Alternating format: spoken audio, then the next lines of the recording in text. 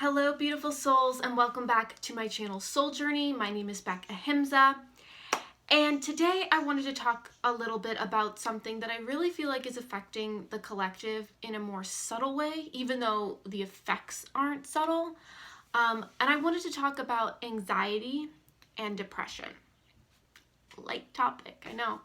But I think it's really important that we talk about it because I feel like it's ramping up more and more and more. And I feel like a lot of people are feeling very at the grips of it and don't really know what to do with it, because it feels like even when our life is fairly normal, even when we're, just hanging out watching Netflix, that we get these bouts of anxiety and these bouts of depression. And then also these like longer term experiences. And now from my personal experience and what I've kind of felt from a lot of people is, as the years have progressed, this anxiety and depression has seemed to build. Now, I understand that, as we get older, there's more trauma we've experienced, there's like a lot of things, but you would think that as you get older, as you progress, especially even, more into your spiritual practice, these things would be alleviating. And what I'm finding is they seem to be ramping up. I know for me in the last year or two, I've dealt with anxiety for years, but in the last year or two, it feels like it's just more. Things I could have done even a couple years ago, I feel like they're not even something I could even think about doing because I deal with such deep anxiety. And, I'm working through a lot and there's a lot going on. But I feel like there's a deeper issue a lot of us aren't acknowledging.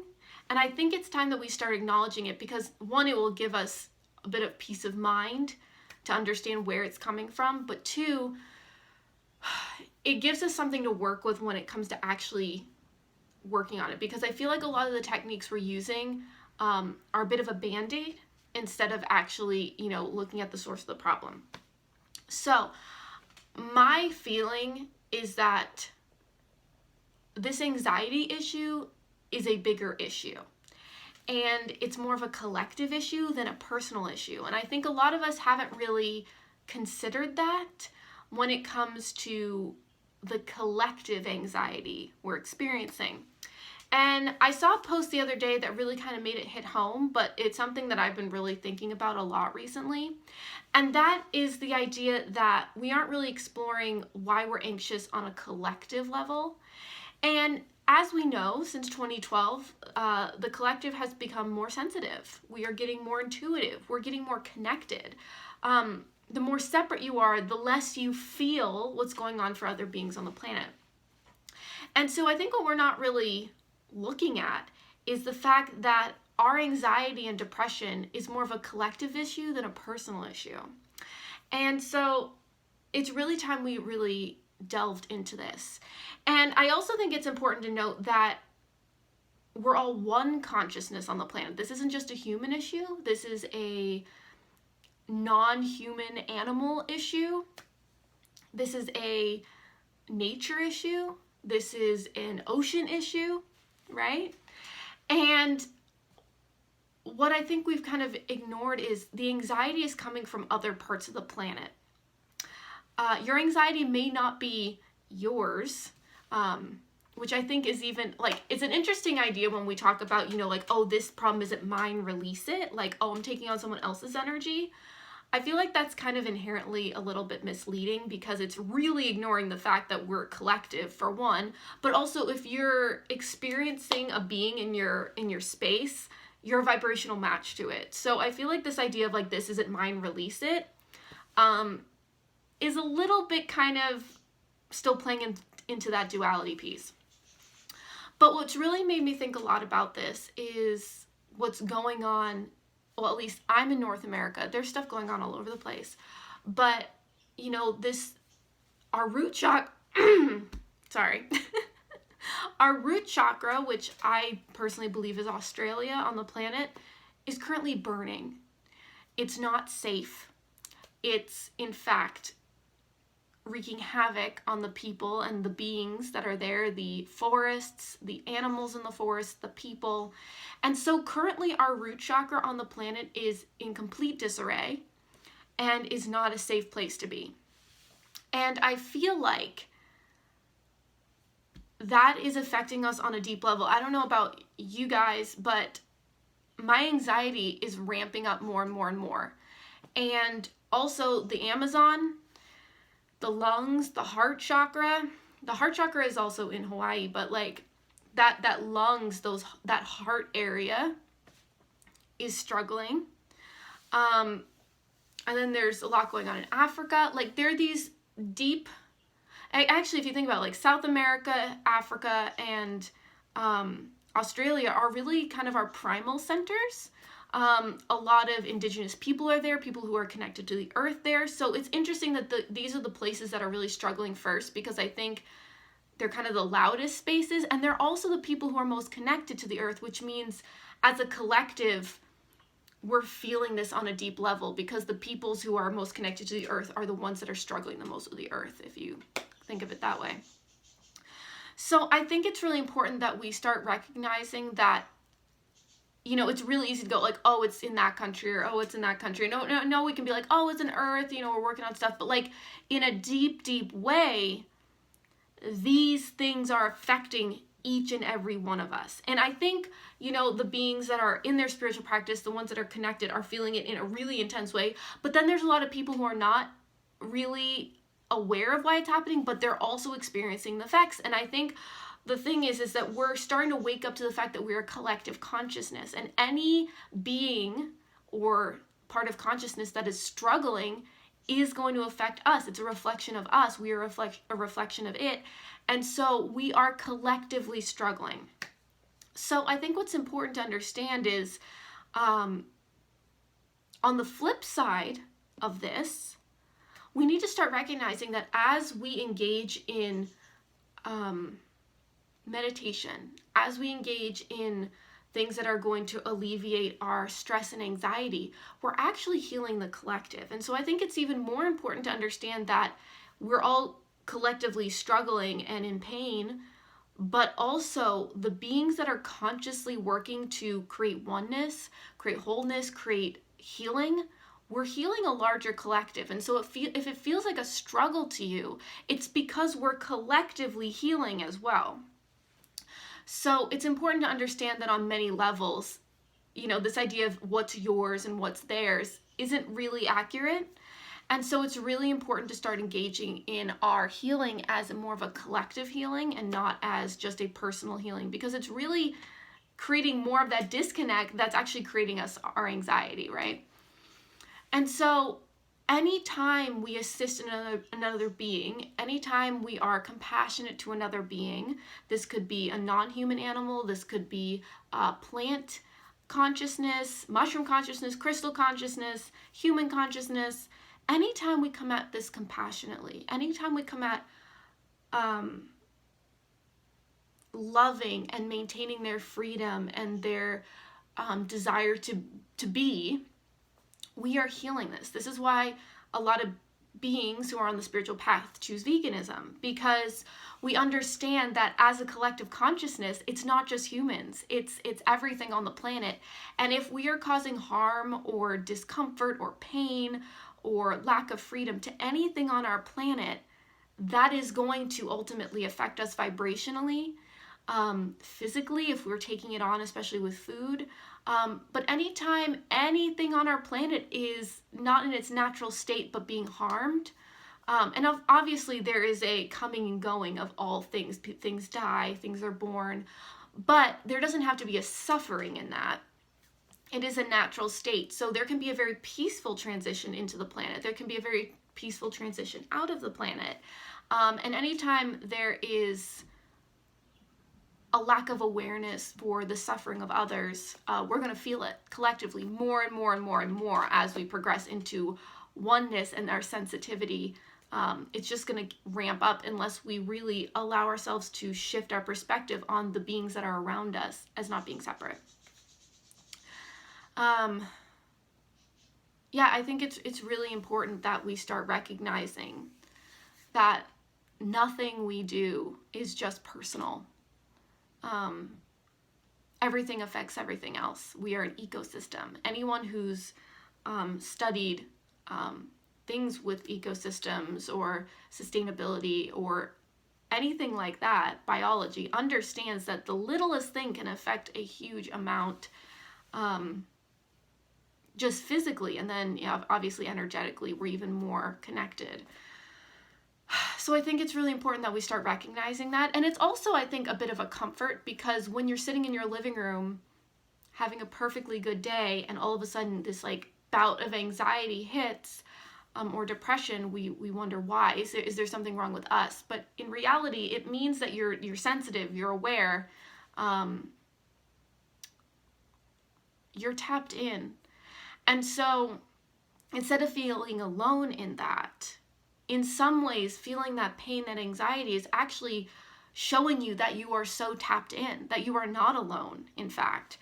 And so if we can come at it from that perspective, I think it gives us a little more of an understanding as to why we're anxious. Because I think, a big part of it is feeling like, oh, there's something wrong with me.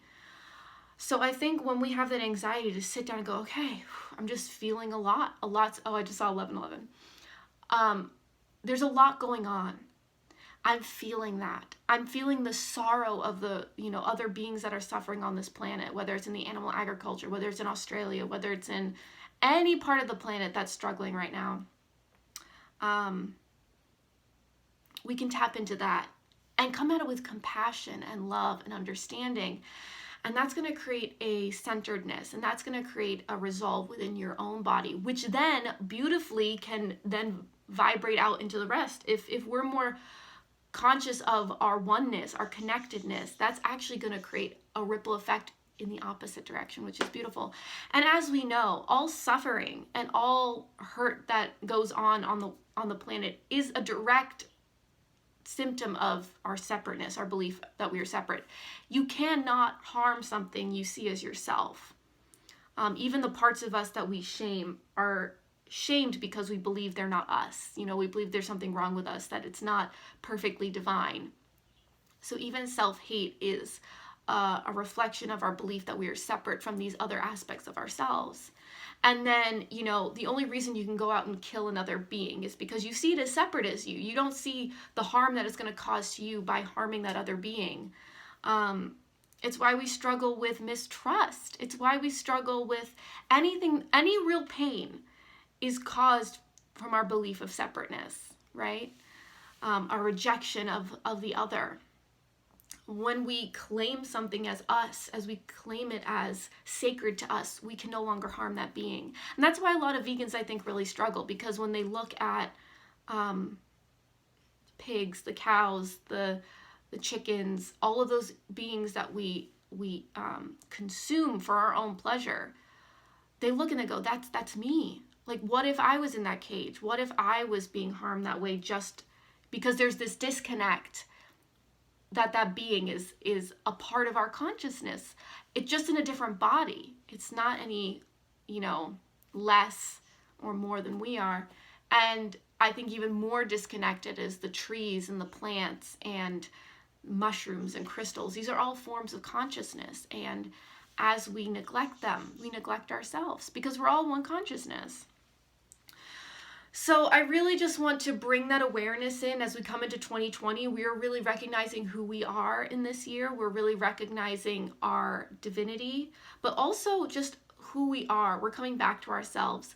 But if we neglect the other beings that are also us, there's going to be this disconnect in a deeper way. And so I think that's really, really important to acknowledge. So that was today's video. I'm now going to pull some cards. You guys have been asking me to pull cards in each video. I'm loving it. So let's get into it. So I'm going to pull a couple cards for all of us, and then I'm going to pull 3 different cards that we will tap into which one resonates with us. So if you just want to take a few deep breaths, close your eyes if that's possible for you. I don't know where you're watching this video. Let's take a few deep breaths.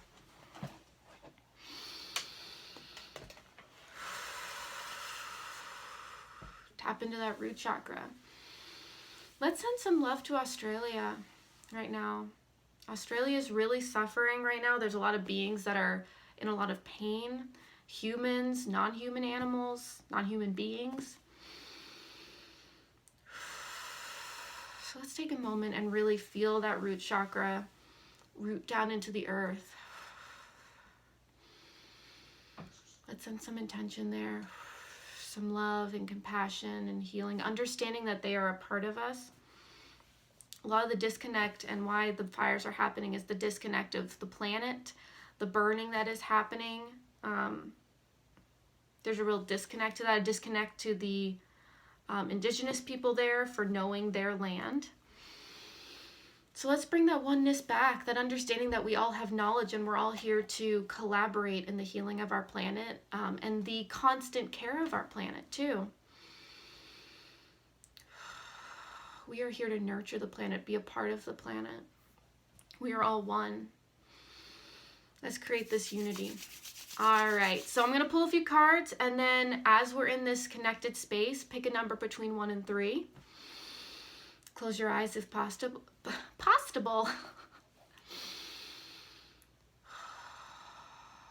And just feel into which number is going to feel right for you. And if you can't feel it right now, as I shuffle that deck, come into that oneness, and then comment down below what number you chose, either before or after the card is pulled. Let us know what your experience was with that card.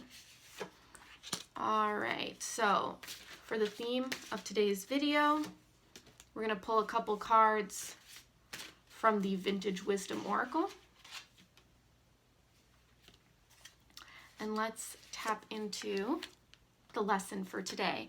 And not even just for today, you know, if you've watched this video and it resonated with you, this is the message that is coming from Spirit directly, having to do with this topic. So our main energy, sanctuary. All right. So I think this makes a lot of sense. You know, the planet is our sanctuary.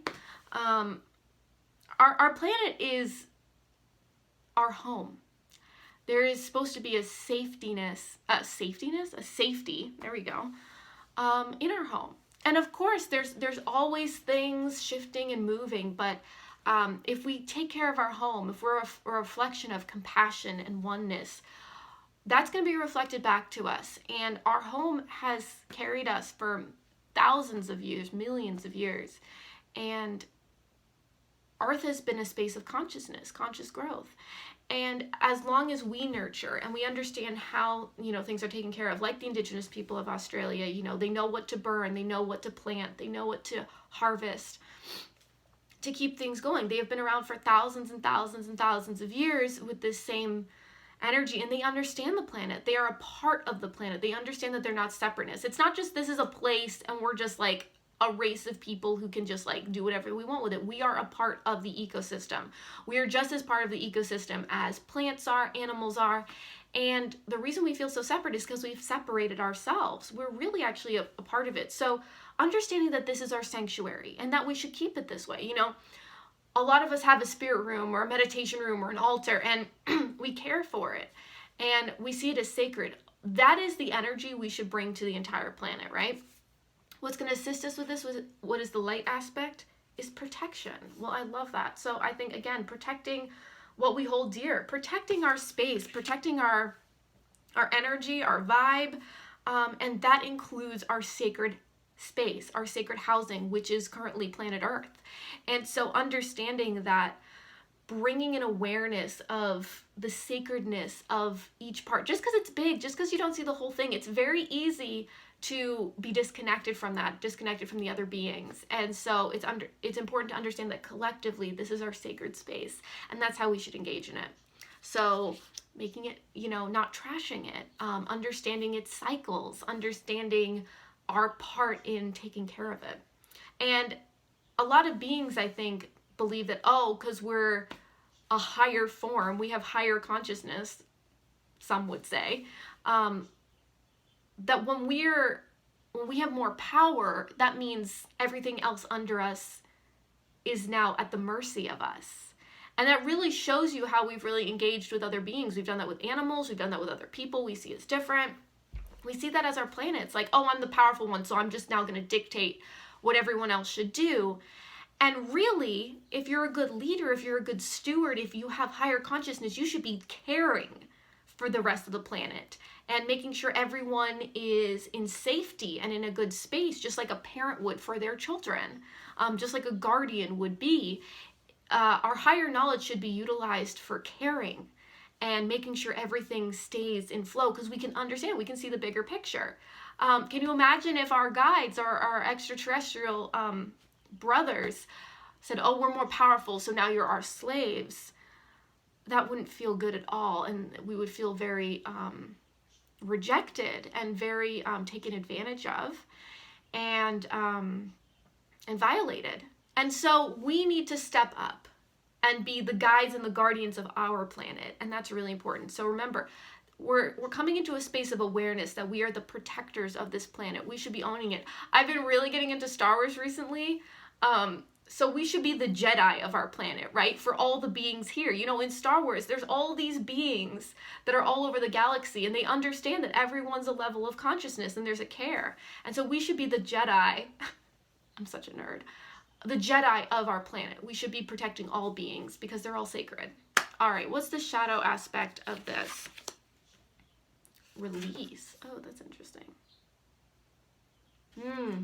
I feel like this is about, the shadow aspect is we're not releasing our old paradigms. We're not releasing our old beliefs, our old perspectives on what our planet is. We, for a very long time, have had a lot of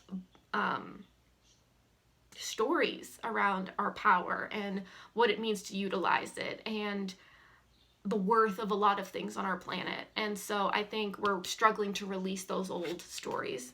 Oh, and then we have truth to go along with that. So yeah, so we're having a hard time releasing and bringing in that truth piece of what we're really looking at. We're not willing to look at the truth. You know, it's very easy. It's like, this is what's been comfortable. This is what makes me feel good, because, you know, being the most powerful being on the planet, there's definitely an ego trip there for sure. You know, we're the best country. We're the best beings on the planet. We're the smartest beings. It's really easy to get on a power trip and an ego trip there. And so it's really hard to look at the truth. It's really hard to acknowledge that we haven't been stewarding the planet very well. We haven't been acknowledging these other beings, because let's be real, when we start engaging in the fact that other beings on the planet are just as valid and worthy of life and freedom and love, that makes you have to take a hard look at what you've been doing in the past. And that can be very painful when you feel like you've been, when you come to a place and be like, wow, I was abusing something that is so dear, so sacred. That can be very uncomfortable. And so I think we're having a hard time releasing our story around that, releasing our grip on the old stories, because if we look at the truth, it can be quite uncomfortable. So that's those first cards. I think those really make a lot of sense. All right, so the next cards I'm going to pull is from the Frequency Tarot by Teal Swan. This is one of my newer decks. So I want to bring in the intention that this is the frequency we need to bring in. The frequency or frequencies that are going to assist us in this. So let's tap into that here. Oh, I think we got it. All right. Namaste. Oh. Yeah, that seems very obvious. All right, we have Namaste. If you want to tap into this frequency, you can do a screenshot of this video, or if you go to tealswan.com, here, is that clear? If you go to tealswan.com, you can look up this frequency and purchase it on a myriad of different things. And I'm not, let's see, can we get a good, is that clear? I don't know, I feel like that's kind of blurry. I'm not sponsored. I just have worked with these frequencies a lot, and they are really, really powerful. All right, so Namaste. So for those of you who know what Namaste is, I think this is pretty self-explanatory. All right, if you have drawn this card upright, your vertical thinking is inhibiting you. Ooh, vertical thinking places one person on top of another. Vertical thinking places one person on top and the other on the bottom. Wow, this is like eerily accurate. God, I freaking love cards. It makes one person worth more and the other worth less. Okay, can we just for a second, I mean, you guys saw me shuffle those, and I mean, you can believe whatever you want, but like, you saw me shuffle them. You understand how this works. This is an exact mirror of what we're talking about. Are you seeing that? God.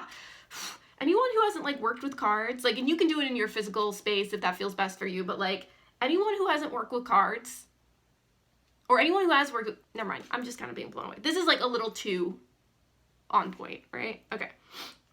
It acknowledges that one person is right and the other is wrong. Namaste is an acknowledgement of the soul in one by the soul in another. Okay, hold on. Let me read that again. Namaste is an acknowledgement of the soul in one by the soul in another. Okay. When we acknowledge the soul in another, we are confronted with the truth. There's that word. No superiority, no inferiority, not even equal. We are one. Jesus. Let go of the idea that you are right and they are wrong, or they are right and you are wrong. See each other's different perspectives as different angles on truth. What are, and again, this is not just humans, this is all beings, right? What are you thinking or saying or doing currently that is prohibiting you from experiencing oneness? Try to feel for the soul within a person or other being. Look beyond the exterior to see what is the same about you and them.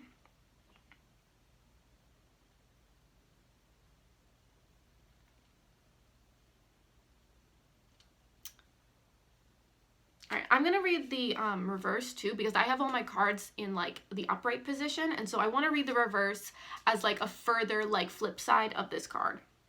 If you have drawn this card in reverse, you are held back by your disconnection from an avoidance of people. You have glorified the idea of independence without realizing that this is an interdependent universe. You are currently afraid of letting anyone too close. You have many techniques to keep yourself safe by separating yourself from others. I think that's kind of like what I was talking about. It's when we see the other as other, it's really easy to harm that being or not take on their pain as something that should be important to us and something that we can assist in alleviating. For example, you may belittle them, criticize them, make no time for them, not try to understand them, show no love to them, and receive no love from them. Right now, you are trying to be an island unto yourself. Again, that idea of, oh, this is mine, this is theirs, that's not really healthy. And whether you know it or not, this is causing you and those around you to suffer. Now it is time to connect more with others. All right, well, I think that sums it up. All right, so that's the message for the video in general. Now I'm going to pull a few cards from the Work Your Light Oracle, and I want you to kind of take in, ask your guides, ask your inner self, whatever works, ask your higher self, what is the message that you need to hear? And pick a number between 1 and 3 and just kind of feel it out. There's no right or wrong answer. Whatever you choose is the message you're supposed to get. So let's see. All right. If there's a question you have, maybe it's about the topic of this video, maybe it's something related to this video, maybe it's having to do with anxiety.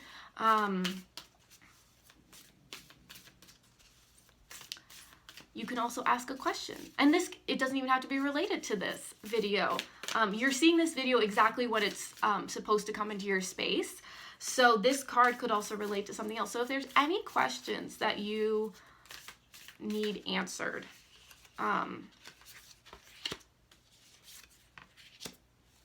this is the time. All right, so here we go. Card number 1. Let's put these here. All right. Star Mother. How can you mother yourself? So this is about nurturing the self. This is about doing the inner work and being present. And again, when you do that inner work, you're a ripple out into the collective. So I feel like if you're feeling overwhelmed, I think this is really good because again, we're one collective. So what you put out affects you, what you put inward affects the out.